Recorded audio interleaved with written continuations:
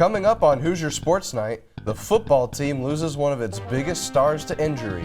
And basketball season is finally here. See how the Hoosiers fared against Western Illinois in their season opener. This is Hoosier Sports Night.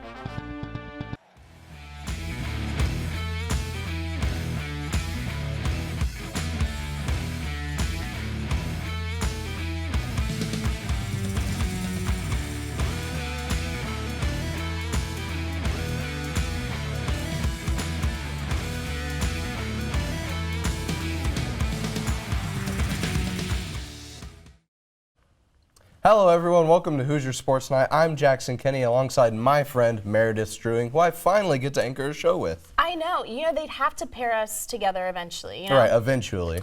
And I thought it would be fun to play a little get to know your co-anchor game. So it's just going to be a couple questions, but it's all going to be about IU sports. Are you ready? I'm ready. Okay. Favorite all-time IU player? Victor Oladipo, easy. Okay, good. Favorite all-time IU moment? Oh, watch shot, for sure. I mean, it's a classic. Kentucky went down. Right. The next one, I'm really curious about this answer for you. What is the club sport at IU that you are going to try, that you want to try? I would love to try club hockey. I can see you being good at that. I really can. Bringing it close to home, Hoosier Sports Night or the toss-up? Both. Both. Definitely both. And speaking of the toss-up, that will be filmed later, but we'll go ahead and jump right into Hoosier Sports Night. So the IU football team will be without their starting quarterback for their 4 remaining games. Redshirt freshman Michael Penix Jr. is officially out for the rest of the season. After injuring his non-throwing shoulder over the weekend against Northwestern, Penix had surgery this past Monday to repair the joint between his shoulder and his sternum. Penix has struggled with injuries in his young career, with tearing his ACL last season and missing 5 games over the course of the year with various injuries. In his absence, Peyton Ramsey will step into the starting role once again, having already played in 7 of the team's 9 games so far. He was a starter, and as soon as he's healthy to play, then he would come back and be the starter when he was able to go, and he was able to go this week, so we went with him, and then he got dinged up there right before half. And once again, Peyton Ramsey just continues to be just a great teammate, great player for us, and we've had 2 quarterbacks that have played almost equal amount of time, I think. They're both a huge part of our program, and very proud of both of them. The Hoosiers have this week off as they prepare to face Penn State on the road on November 16th. The Western Illinois Leathernecks came to Bloomington on Tuesday to face off against the Hoosiers in IU's home opener. With new players, old injuries, and even more questions than answers, the men's basketball team were still able to prove their potential for this season. Meredith and Jack Grossman have more. Hey everyone, I'm Meredith Struing. Alongside me is Jack Grossman. We are your IUS TV Sports IU men's basketball reporters. So the Hoosiers just dominated over the Western Illinois Leathernecks 98-65. Jack, they almost broke 100. So what really stood out to you on their performance today? Yeah, they came real close to breaking that century mark, Meredith. That would have been only the second time in the Archie Miller era IU would have been able to do that. But really what stood out was what they did defensively. They had really good defensive pressure, and really it all started with Justin Smith, as Archie Miller said after the game. He changed the game for us in the first half with his defensive intensity. He was able to get out and make some plays, gave us cushion, gave us confidence, gave us some momentum. And that's what older guys do. The most experienced guys play. I look at his numbers and his line, and I'll be honest, I didn't even notice that he scored 24 points. I think at the end of the day, I was just watching how he approached things there at a certain point in time defensively. Other than Justin Smith, Al Durham had a really good game. Of course, he was injured, didn't play in the Gannon game. He comes out, showed a much improved jump shot. He's a guy that saw his three-point percentage rise by 6 points between his freshman and sophomore years. Looks like he's ready to take another step as a junior, scoring 21 points. Was perfect from the field. He looked really good, and he was also effective running the point when Rob Finney wasn't in the game. Yeah, and speaking of Rob Finney, he played a total of 17 minutes. He was coming off an injury list, but what did you think of his performance tonight? Yeah, Archie Miller said he wanted to play him between 15 and 20 minutes. He played the 17. As you said, he looked really aggressive. The biggest criticism people had of Rob Finney last year was that he was too passive with the ball. He wouldn't take an open shot when it was there. He would look to pass the ball first instead of trying to shoot. And while that's not always a bad thing to want a point guard to be a facilitator, you do need him to be able to take confident, aggressive shots, and he did that tonight, and he had a really good game and really efficient in the 17 minutes he played. Yeah, I agree, and that's a perfect word to describe the team, efficient. Thought they came out, they were intense, and they didn't really slow down. So that's what they will need against their next game, which is Portland State on Saturday at 2 p.m. Follow along with Jack and I, and we'll have live game updates for you. For IUS TV Sports, I'm Meredith Strewing. And I'm Jack Grossman. The team won't start Big Ten play until early December, with the biggest test until then being Florida State. In the meantime, they take on Portland State this Saturday afternoon in Assembly Hall. On Sunday, the IU men's soccer team claimed their second consecutive Big Ten regular season title by defeating Michigan State and East Lansing. We have Miya Ingle in studio to break down what this means going forward for the Hoosiers. Miya, take it away. Thanks, Meredith. Since the Big Ten Conference began sponsoring men's soccer 28 years ago, the IU men's soccer team has won the Big Ten regular season title 16 times. The Hoosiers clinched their back-to-back regular season Big Ten title last Sunday after defeating the Michigan State Spartans 1-0. Today, I'm going to break down the biggest games, plays, and players that led to the Hoosiers' 16th regular season crown in program history. First off, we have to start with Jack Maher's game-winning PK goal against Michigan State that led to the Hoosiers clinching that regular season title. As the only returning starter from last season, Maher has quickly become one of the top defenders in the entire nation. But he also shines offensively. That goal against Michigan State was Maher's second game-winning goal of the season, the first one dating back to the second game of the year where Maher scored the game winner against UCLA in double overtime. The captain has started every game this season and will continue to play a huge role for the team as they head into postseason play.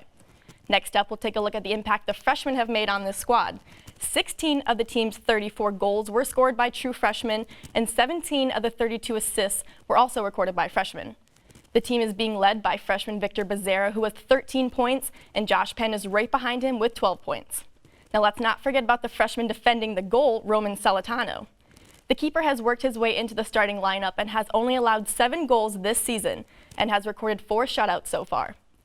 Lastly, I'm going to mention the discouraging 3-0 loss to Maryland. It was a tough loss for sure. In fact, it was the team's first conference loss in 4 years. But Coach Yeagley says every loss is a learning experience, and they certainly learned a lot from that one. Since the loss, the Hoosiers have won their last 4 games and have outscored their opponents 14-2, and the team has been playing some of their best soccer ever since. The Hoosiers will keep their momentum going this weekend in the quarterfinals of the Big Ten tournament right here in Bloomington. Back to you, Meredith. Thanks, Miya. Indiana awaits the winner of the number 8 and number 9 seed matchup between Ohio State and Rutgers on Saturday, and then they will play the victor on Sunday in Bloomington. Along with the men, the women's basketball team is opening their season on Thursday night against Mount St. Mary's. Jimmy Sutton and Christian Steiner preview what's in store for the team this season. The Indiana women's basketball season is here. I'm Jimmy Sutton alongside Christian Steiner, your IUS TV Sports women basketball beat reporters. And today, Christian, they had an exhibition game against McKendree where they won 109-43, an absolute dominating performance. What did you see, or what were some of your main takeaways? Yeah, there were a lot of encouraging signs from today's exhibition game. First is the shooting. IU went 11 for 23 from 3. They were finding open shooters all along the court today, and Allie Patberg was tremendous today. She was clearly the energy and the team leader of this team, and even when she was on the bench, she's always the first person standing up and giving encouraging signs to her teammates and helping them, especially with the team adding 3 new freshmen that look like they're going to be playing a little bit more. And next, speaking of defense, Grace Berger was amazing today. She had 6 steals and had a lot of fast break points from them. So let's see what Terry Moran has to say. And she's playing, her confidence level is, at an all-time high. And I think a lot of that has to do with her teammates that give her good juice every day. Because she's been scoring like that against our male squad that we've had in practice. Well, now, Christian, it was just an exhibition game. They have a long season ahead, a very long time, going up until possibly March. What are you looking at coming ahead from this season? Yeah, I'm definitely looking at Paradise Jam. IU's going on the road, and they're going to be facing 2 ranked opponents in Paradise Jam. First, it's going to be South Carolina State. They're ranked number 8. But looking ahead after that game, they play Baylor, who is the defending national champion. They return 3 of 5 starters, including the Big 12 Defensive Player of the Year. So it's definitely going to be a fun weekend to watch. Next, in conference play, they're going to be playing Maryland twice.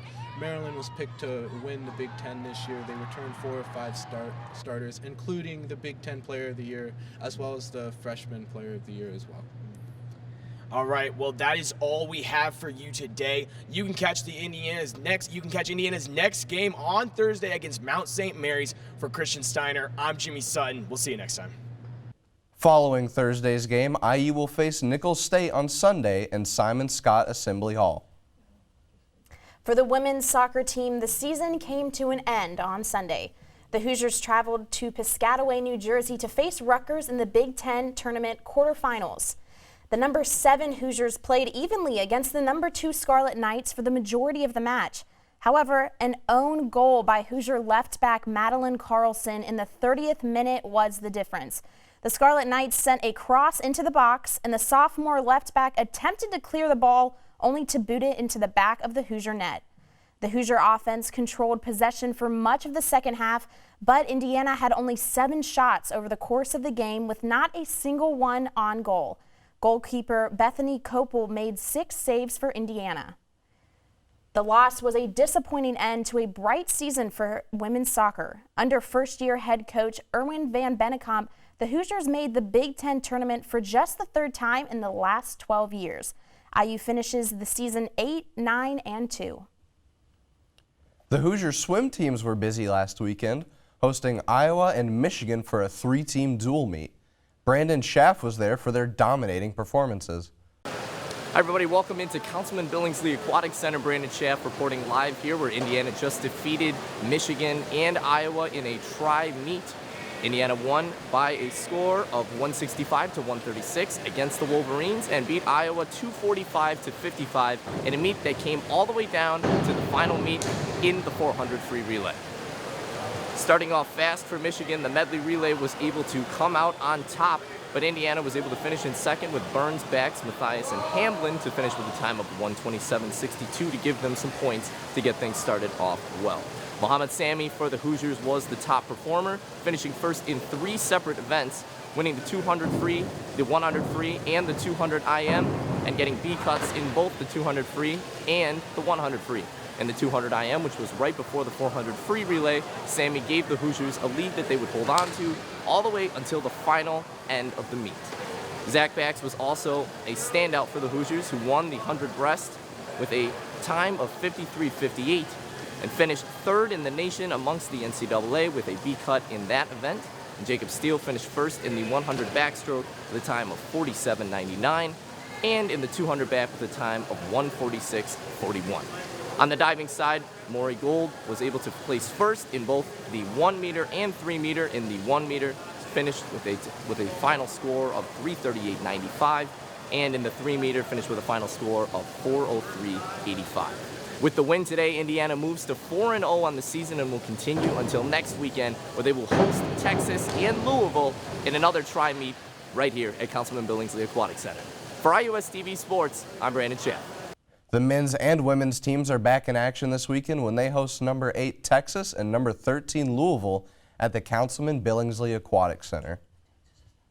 When Hoosier Sports Night continues, we have Jevin McCoskey in studio to recap the season for the IU field hockey team.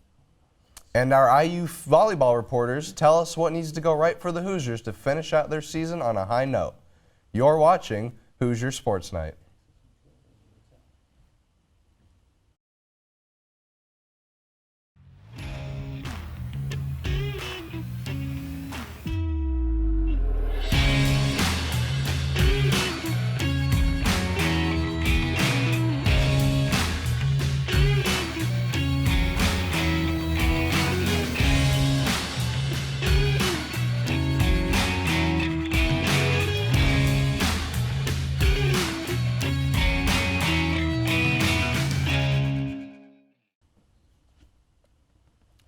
Welcome back to Hoosier Sports Night. The field hockey team just wrapped up play for the year and we have Jevin McCoskey in studio to recap the whole season.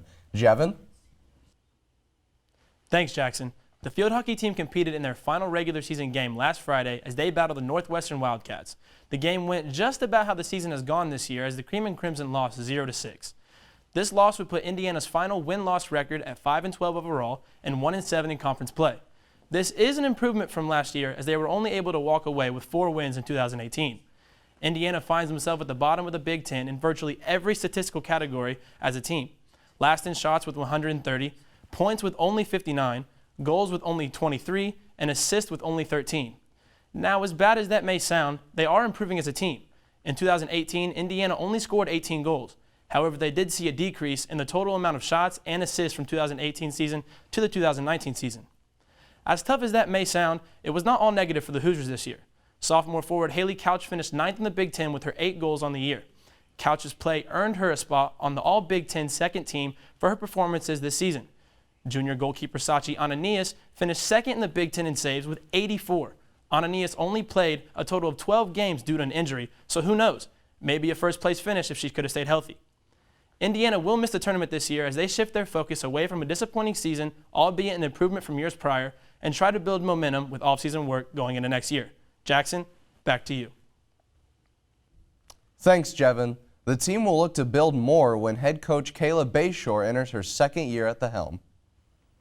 The IU volleyball team suffered yet another heartbreaking loss in their season, this time to the Wisconsin Badgers. Our IUS-TV sports reporter Haley Jordan has the story. Another loss for the Indiana Hoosiers, who fell to the Wisconsin Badgers in 3 sets. This is Indiana's 8th straight loss, which dinged their Big Ten conference record to 1-11. The Hoosiers looked great for the first few points in set 1, but then Wisconsin struck and had a 6-1 run. Megan Sloan ended the Badger run and brought the Hoosiers within 4, but Wisconsin responded by shutting down the Hoosiers to win the set 25-18. Indiana didn't gather their composure in the second set and lost 25-12 to the Badgers even after back-to-back kills and a great performance by Brianna Edwards. Set 3 was no different. Far behind, IU managed to fight off 2 match points, but ultimately lost the set 25-17. I'm not mad at the kids because we're not winning. We've got to find a way to improve and get better. And so much of it is when teams go through losing streaks, there's a lot of finger pointing and stuff. I don't sense that with this group. I think we're trying our best to be better and just get in the gym and keep working, and that's kind of it. Even after a frustrating loss to number 4 ranked Wisconsin, Indiana tallied some positive plays. Edwards led the team with 7 kills, and Daisha Lofton contributed 2 aces. Setters Victoria Brissack and Emily Fitzner split their playing time, allowing Fitzner to tally 10 assists, 5 digs, and 1 ace. Their hitting was pretty elite, and so was their serving and passing. All around, they're a great program. I think they do everything really well. That's things that we need to learn from, too. The Hoosiers will be after redemption this Friday at Penn State at 7:30. For IUS-TV Sports, I'm Haley Jordan. You can follow along with those IU versus Penn State game updates on our Twitter at IUS-TV Sports. The women's tennis team was in action down south in Tuscaloosa, Alabama, to face the Crimson Tide and many more in the Alabama Classic. The trip was highlighted with strong doubles performances by Rose Hu and Alexandra Stakelescu, who went 3-0 to win their doubles draw. Stakelescu and 3 other Hoosiers also went on to nab 2 singles wins apiece on either side of the competition. This tournament was the last action for the women's tennis team until January when they host the IU Winter Invitational here in Bloomington. And moving from the court to the mat, the IU wrestling team had several impressive performances from underclassmen. IU had 10 wrestlers place in their season opening action at the Michigan State Open on Saturday. The Hoosiers had 2 first-place finishes, courtesy of freshman Nick Wilhelm in the freshman-sophomore division's 197 weight class and junior transfer Brock Hudkins in the open division 125 weight class. Freshman Donnell Washington and Nick South tallied second-place finishes at the freshman-sophomore 174 and 165 levels, respectively. To add to the mix, redshirt junior Jake Kovach finished 4th in the open 174. The Hoosiers traveled to Troy, New York for the Journeyman Tournament on November 10th before their first home duel on November 22nd against North Dakota State. The Indiana men's and women's cross-country teams traveled to Columbus, Ohio on Sunday for the Big Ten Championships at the Ohio State Golf Course. The Hoosier men fell just short of winning their first conference championship since 2013, finishing second to Wisconsin. Senior Ben Veach led IU with a fourth-place finish, while Kyle Mao was right behind him in sixth, as both earned all Big Ten first-team honors. Sophomore Arjun Jha also had a strong day for Indiana, placing 12th to earn a spot on the All-Big Ten second team. In the women's race, sophomore Bailey Hertenstein continued to star for Indiana, finishing second. Hertenstein finished only behind a national champion favorite in Wisconsin's Alicia Monson. Freshman Sarah Schmidt also ran well in Columbus, placing 12th. However, it was a disappointing performance for the Hoosier women, as a team finishing 8th out of 14 teams. The performance puts the Hoosiers' hopes of qualifying for the national championships for the third straight year in jeopardy. The Hoosiers will hit the course again on November 15th in Madison, Wisconsin for the Great Lakes Regional, with a chance to qualify for the NCAA championships. And that does it for our show this week, but don't forget to like our page, IUSTV Sports, on Facebook, and follow us on Twitter at IUSTV Sports. On behalf of my talented Cincinnati Reds loving co-host Jackson Kinney and our wonderful production crew right behind me, I'm Meredith Strewing, and we'll see you next time.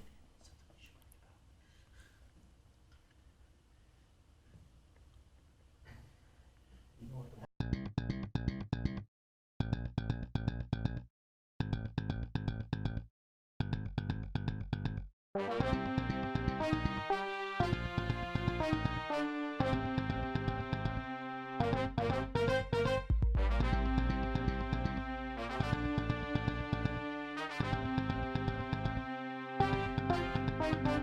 you.